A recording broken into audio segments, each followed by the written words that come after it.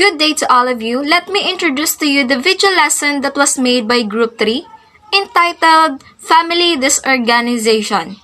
So here's our objective. At the end of the lesson, the pre-service teacher are expected to first, understand what is family disorganization. Second, identify the causes and effects of family disorganization.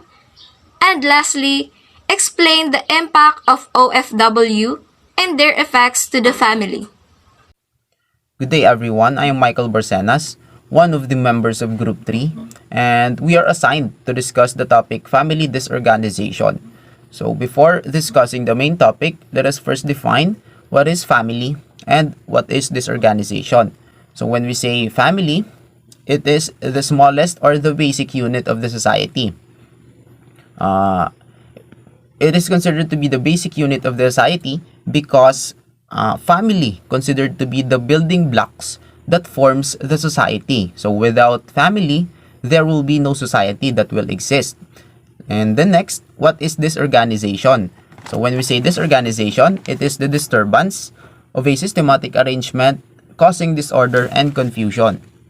So for example, sa isang grupo, di may iwasan na magkakaiba yung attitude, yung personality ng bawat members ng group. And because of that differences, nagkakaroon ng misunderstanding yung bawat members ng grupo.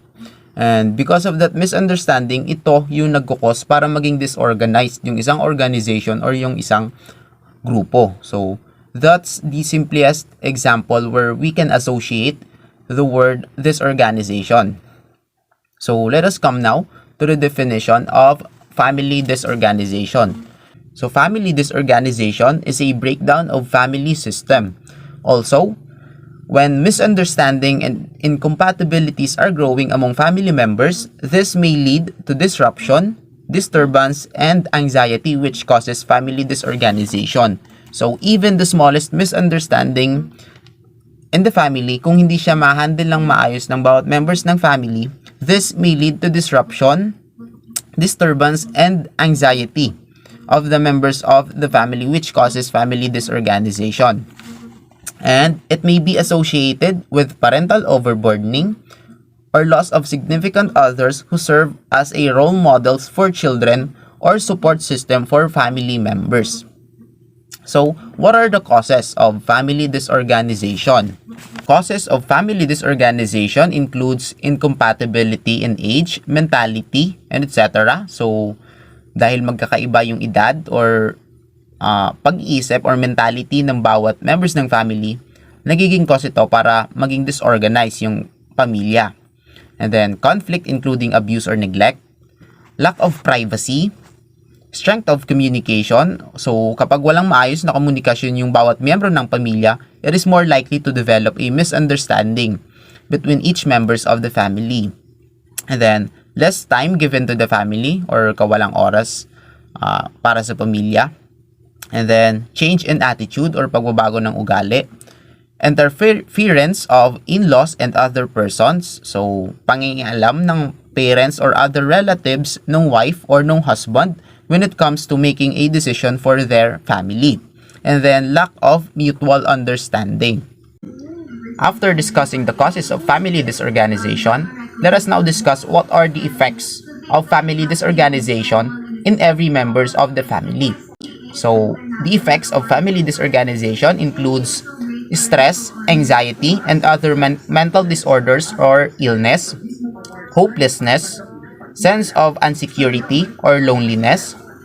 After divorce of parents, children have low or no warmth feeling, low self-esteem or kawalan ng tiwala sa sarili, stubbornness, pessimism or negative mental attitude of a person. So when we say pessimism or pessimistic, we are talking about a person na napaka-negatibong mag-isip. So, kumbaga, mas ina-anticipate niya yung mga negatibong bagay na pwedeng mangyari sa buhay niya instead sa mga positibong bagay. So, that's pessimism. And then, attempt suicide. So, yung mga tao na nakakaranas ng family disorganizations, nagiging suicidal sila. dahil siguro hindi na nila kaya yung mga problemang iniisip nila sa pamilya. And then lack of sympathy, or wala na siyang pakialam sa nararamdaman ng ibang tao. Now that we're done discussing family disorganization, let us also know what are the forms of family disorganization. So based on the informations that we gathered on the internet, we found 4 forms of family disorganization. So this includes desertion, separation, divorce, and physical violence or use of abusive language. So first, what is desertion? So when a married individual willfully abandons their obligations or duties, especially to their significant others or sa asawa nila or to their child, it is called desertion in marriage. So kumbaga, kapag inabandon na or pinabayaan niya yung obligasyon niya sa pamilya niya, sa mga anak niya or sa asawa niya, it is what we call a desertion in marriage. And the next is separation. So when we say separation, in law, it is a mutual agreement by a husband and a wife to discontinue living together. A legal separation does not dissolve the marriage contract but merely adjusts the couple's obligations under it in light of their desire to live separately. Practically, however, at the end of the process, the parties are legally separated instead of being divorced. That means that they are still married but not responsible for each other. And the next is divorce. It is a legal action between married couple or married people to terminate their marriage relationship. It can be referred to as the dissolution of marriage and is basically the legal action that ends the marriage before the death of their spouse. So, the difference between separation and divorce is that when we say separation, hindi na nagsasama yung mag-asawa. Maghiwalay na sila, pero still kasal pa rin sila. And when we say divorce, it is a legal action that dissolves the marriage. So, kumbaga, once na divorce na yung mag-asawa, pwede na silang magpakasal ulit or bumuo ng panibagong pamilya. So, that's the difference between separation and divorce. And lastly, physical violence or use of abusive language. So, when we say physical violence, this means that a person is exerting control over another person through the use of physical force. So, examples of physical violence include but not limited to hitting, punching, slapping, kicking, restraining, strangling, and brandishing or using any weapon. And when we say use of abusive language naman, this means the use of remarks intended to be demeaning, humiliating, mocking, insulting, or belittling that may or may not be based on the actual or perceived race, color, religion, or gender identity of an individual. So examples of use of abusive language are using sarcastic or mocking words to shame other people, humiliate other people in public or in front of other people, and making threats. So those are some of the examples of use of abusive language. Another subtopic that we have is marital conflict. When we say marital conflict, it can be defined as the state of tension or stress between marital partners as the couple try to carry out their marital roles. Also, it is an open or latent antagonism between marriage partners. The nature and intensity of conflicts varies greatly, but studies indicate that the prime sources are often sexual disagreement, child-rearing differences, temperamental differences, particularly the tendency of one partner to dominate, and to a lesser extent, religious differences in values and interests, and disagreements over money management. So, we also have 11 common causes of marital conflicts. So first, money problems. Money problems are common cause of marital problems. A difference in opinion about saving and spending habits can create tension. Number 2, lack of intimacy. Intimacy in marriage is important and also one of the most common causes of marital problems. Number 3, splitting up chores. the distribution of household chores requires careful consideration. Number 4, change in appearance. As we grow older, we change. Things like gaining or losing weight, age, stress, and genetics all affect how we age. Holding someone to these unrealistic expectations sets up the marriage for arguments and disappointments. Number 5, fertility struggles. Many couple assumes that they're ready to have children. It will be an easy process. Unfortunately, some experience challenges when they try to start a family.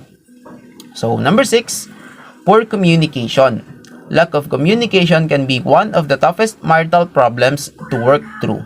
Learning to effectively communicate with each other takes effort and understanding.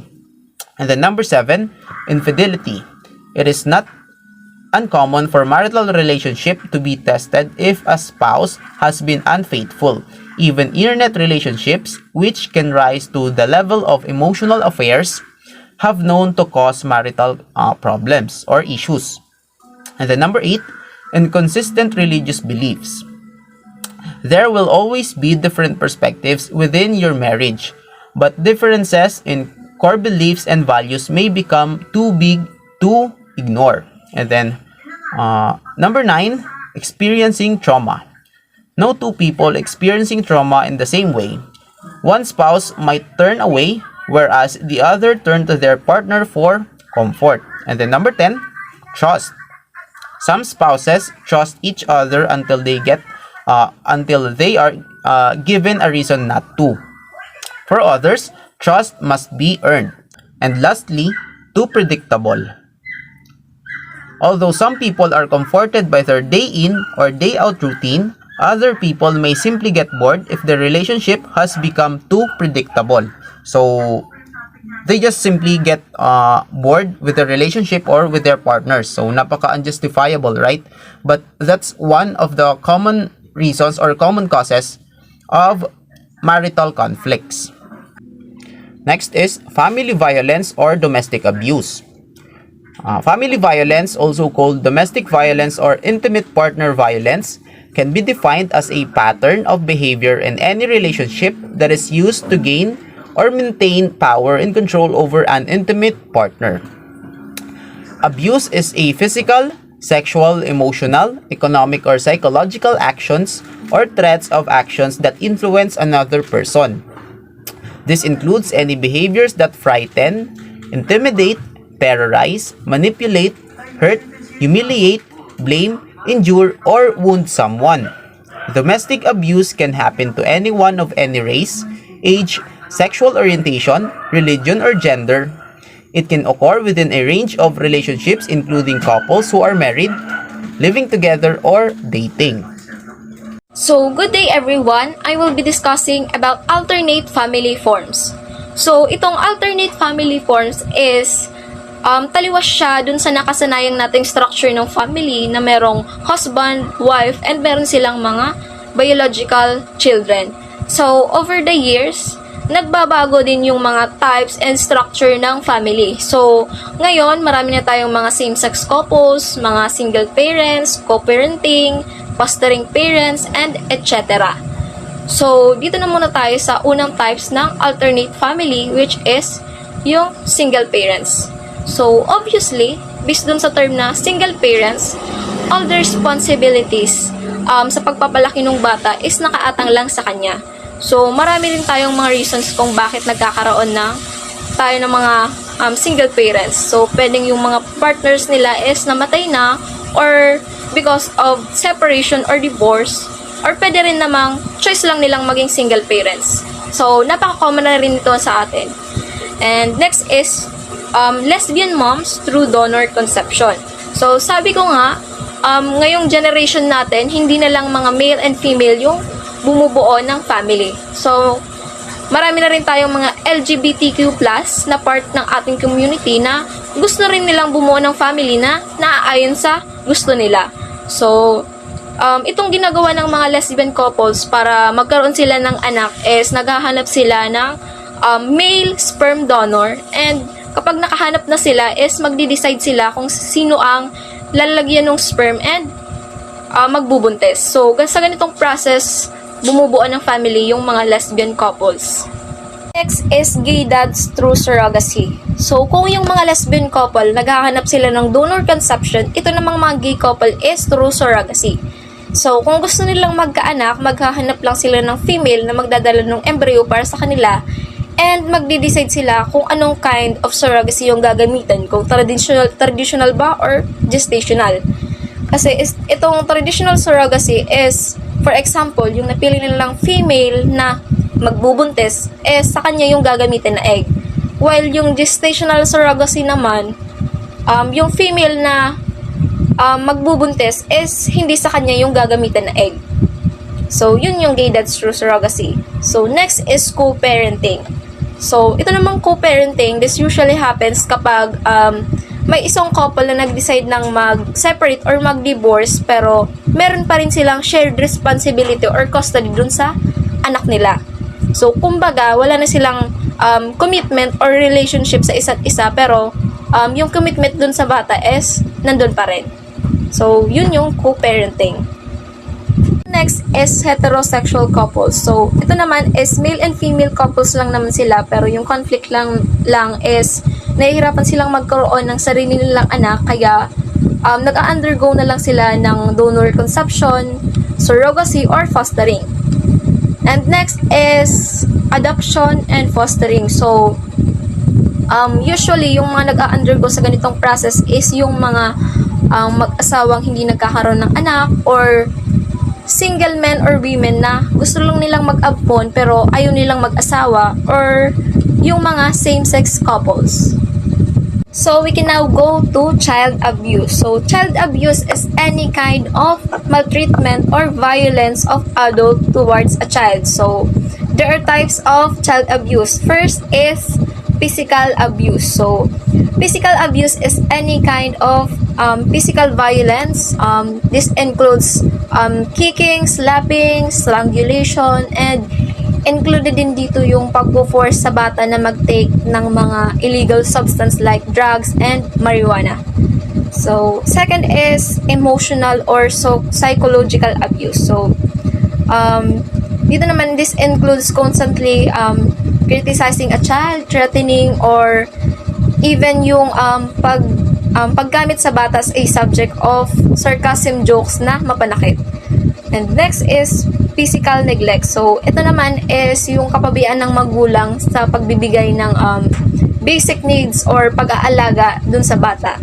And next is emotional or psychological abuse. So, some example of this is kapag binabalidate ng magulang yung emotion ng bata, and also lack of attention towards their development needs. And lastly is sexual abuse. So, this is any kind of like panghihipo or sexual abuse or sexual assault towards a child na taliwas sa kanilang kagustuhan. Pero alam ko ngayon, meron na tayong batas na kahit nagbigay sila ng permiso, kapag yung edad nila is 18 below, counted pa rin yung rape. So, makakasuhan ka pa rin ng child abuse. Good day everyone, I am Barbara Dominic, and the topic that I will report is all about illegitimacy and OFW and their effects on the family. Let's discuss first is what is illegitimacy. Illegitimacy is the state of not being in accordance with accepted standards or rules, lack of authorization by the law. Ito yung may kakulangan sa ng authorization ng batas, o hindi siya autorisado ng ating batas. Also, illegitimacy is the state of being born to parents not lawfully married to each other. So, ibig sabihin, yung illegitimacy or yung isang bata na ipinanganak ng kanyang magulang na hindi pareho kasal sa isa't isa ay matatawag na hindi lehitimong anak. Maaring yung ama itanggi na hindi niya yun anak, or maybe pagduda niya yung partner niya na sa ibang lalaki yung dinadalang tao ng asawa niya. Illegitimacy, it is the status of children begotten and born outside of wedlock.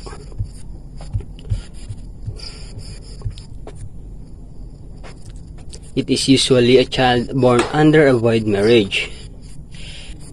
Oh, so what is void marriage? Void marriage is a marriage that is unlawful or invalid under the laws of the jurisdiction where it is entered. But it is not illegitimate if his parents clearly believe that they were legally married. Similarly, annulment of a marriage usually does not illegitimize the children. So malinaw na ipinapahiwatig dito na hindi mo matatawag na hindi mo anak or hindi mo legit na anak yung isang bata kung yung mga magulang niya ay naniniwala na pareho silang kasal and legal yung pamamaraan ng kasal nila. Kapareho ito sa annulment. Kapag yung bata ay pinanganak bago mangyari yung annulment ng mag-asawa, ay hindi mo masasabing hindi nila tunay na anak yung bata. An illegitimate child's status may be changed by a legal action called legitimation, granting him all the rights of legitimate children except that property or money already given to a naturally legitimate cannot be transferred to a legitimated one who would otherwise have been entitled to part of it. So meaning, yung hindi lehitimong bata, yung anak, ay maaaring mabago yung kalagayan niya through legal process or yung adoption na tinatawag, or yung bata na hindi mo tunay na anak, maaaring maging legitim mo siyang anak kung yung iraraan mo o idadaan mo ito sa maayos na paraan. Halimbawa na lang sa husgado, idadaan mo sa husgado, sa DSWD, para masabi mong tunay mo siyang anak, and para mabigyan mo yung bata ng mga karapatan niya sa inyong mga ari-arian. Pero yung mga property na naibigay na sa tunay na anak ng mga magulang ay hindi mo maaring ipasa o ibigay doon sa adopted ng anak. Pero maaari siyang maging parte ng mga ari-arian na yon. Next is OFW and their effects on the family. According to Tanalega 2012, OFWs tend to overcompensate their children for their absence by indulging materially, namely giving the children money more than that to be appropriate. Edelon 2011 likewise state that OFWs' parents ascribe higher value to children above OFWs face anxiety and loneliness. So, yung mga OFW na magulang ay mas ibinibigay nila or mas binibigyan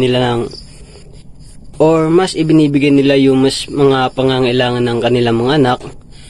Halimbawa na lang ng pera or yung mga gustong bilhin ng mga bata. Halimbawa na lang cellphone, gadgets, mga damit, mga sapatos, ganyan. Para hindi maramdaman ng kanilang mga anak na pinabayaan sila ng kanilang magulang na lumabas ng ibang bansa. Yung mga napag-iwanan naman na halimbawa ako yung OFW, then yung mga anak ko is iniwan ko sa nanay ko. Yung nanay ko ang mas nagbibigay ng mas pinapalagan niya yung mga bata na naiwan ko sa kanya. The most salient negative impact is a feeling abandoned that cannot be compensated for by financial support. So yung mga pinaka napapansin sa mga bata or sa mga OFW is yung pakiramdam nila na inabando na sila ng mga magulang nila dahil yung mga magulang nila ay lumabas ng ibang bansa para magtrabaho. Ito yung negatibong nararamdaman ng mga bata na feeling nila is iniwan sila ng mga magulang nila, pero yung hindi nila alam, kaya sila iniwan is para magtrabaho sa ibang bansa yung mga nanay nila. The left behind children feel helplessness, loneliness, pessimism, deprivation, and isolation, being confronted with health and academic problems. So yung mga naiwan na anak, iba-iba yung mga nararamdaman nila. Halimbawa yung hindi, parang yung feeling na napabayaan sila, kalungkutan, depression, anxiety, ganyan, stress. Lalo na sa kung may mga pangangailangan sila sa mga pang-akademikong problema. Meanwhile, because the problem are psychological in nature, their ways of coping are also psychological, namely, relativizing, maintaining, or shadow household, sharing their experiences with the OFW children, doing shopping, and Bible sharing. So dahil sa yung problema na epektuhan sa or may epekto sa psychological or sa pag-iisip ng isang bata, dapat yung pag-resolve nila sa problema yun is dapat through psychological din, para yung problema ng mga bata is mabawasan. Paano mababawasan yung mga problema ng bata? Katulad na lamang ng isama sila sa mall, ganyan, pag-shopping. Or kapag umuwi yung mga parents na OFW, isama nila yung mga bata sa kapag may bibilin sila, like shopping, and then Bible sharing, maaari silang magbanding sa isang lugar, yung pagbabasa ng libro, ng Biblia, ganyan. The President of the Philippine Psychiatry Association, or the PPA, reports that some of W's children tend to become materialistic owing to lack of adequate guidance based on sociopsychology. So, yung President ng PPA is